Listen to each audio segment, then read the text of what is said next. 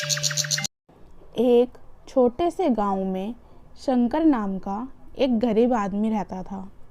वह कड़ी चावल का ठेला लगाया करता था, लेकिन वह गरीबों को मुफ्त में ही कड़ी चावल खिला दिया करता था। एक दिन जब वह घर वापस जाता है तो उसकी बीवी उससे कहती है, आज तुमने कितने पैसे कमाए? आज मेरे ठेले पर बहुत से गरीब लोग आ गए थे, इसलिए मैंने उन्हें मुफ्त में ही कड़ी चावल खिला दिए। इसलिए आज मेरी ज़्यादा कमाई नहीं हो पाई है। क्या तुम इतने दयावान क्यों होते जा रहे हो? हम तो खुद ही इतने गरीब हैं। हमें दूसरों की मदद उतनी ही करनी चाहिए कि हम खुद गरीब ना हो जाएं। नहीं, ऐसा नहीं है। हमें तो दूसरों की मदद करनी ही चाहिए, और भूखों को खाना खिलाना तो पुण्य का काम होता है ना। तो ठीक है, तुम पुण्य करते जाओ, लेकिन एक साल पहले तुमने सेठ जी से 1 लाख रुपए उधार लिए थे कड़ी चावल का ठेला लगाने के लिए। उसकी भी तारीख नज़दीक आ रही है। अगर समय पर पैसे नहीं दिए तो सेठ तुम्हें बहुत जलील करेगा। ये तुम्हें याद है ना? हाँ, यह बात तो मैं भूल ही गया था। अब मैं क्या करूं? मेरे पास तो पैसे हैं ही नहीं। यह बात सुनकर उसकी बीवी गुस्से में वहाँ से चली जाती है। दूसरे दिन शंकर अपना कड़ी चावल का ठेला लगाता है। तभी वहाँ सेठ आ जाता है।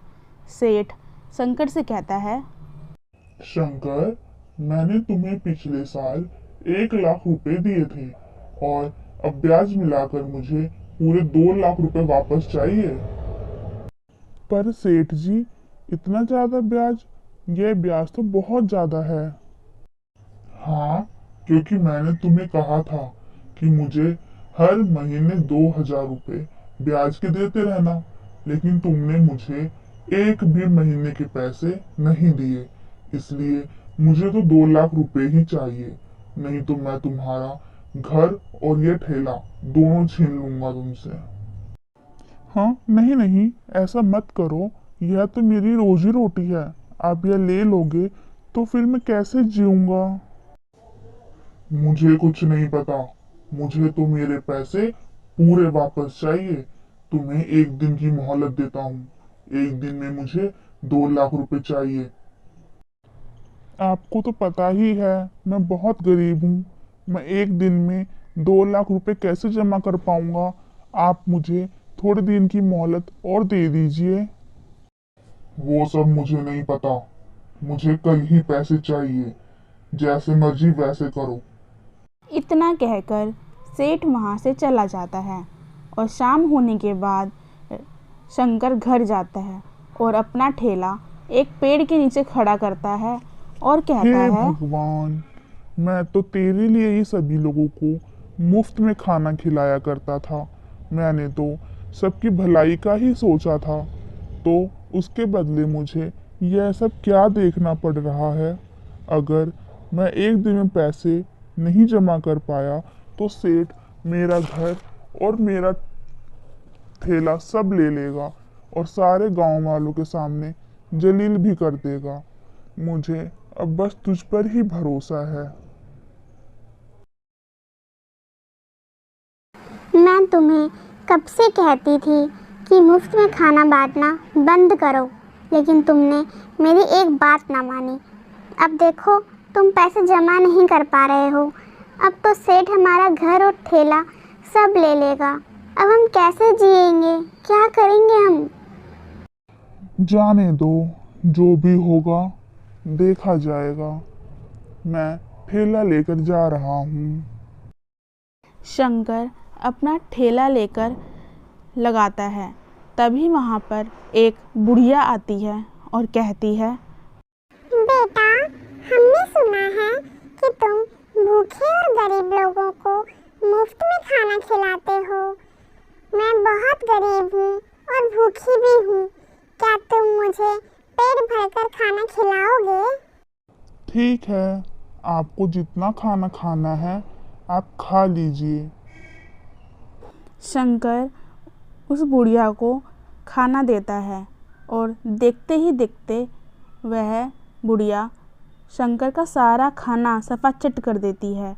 यह देखकर शंकर चौंक जाता है और मन ही मन सोचता है, इन्होंने तो मेरे सारे कढ़ी चावल खा लिए। फिर जाते जाते वह बुढ़िया शंकर को एक छोटा सा थैला देती है और कहती है, बेटा यह थैली अपने पास रखो, यह तुम्हारे बहुत काम आएगी। इतना कहकर वह बुढ़िया वहाँ से चली जाती है। उसके जाने के बाद शंकर थैली खोलकर देखता है तो वह पाता है कि उस थैली में कंकड़ थे। उन कंकड़ों को देखकर शंकर कहता है, ये क्या, इसमें तो कंकड़ हैं। यह कंकड़ इन्होंने मुझे क्यों दिए? चलो जाने दो, मैं इन्हें इनका आशीर्वाद समझकर रख लेता हूँ। शंकर अपना थैला लेकर घर को निकल जाता है और घर पहुँचते ही उसकी बीवी उससे कहती है, शंकर, पैसों का कुछ इंतजाम हुआ या नहीं?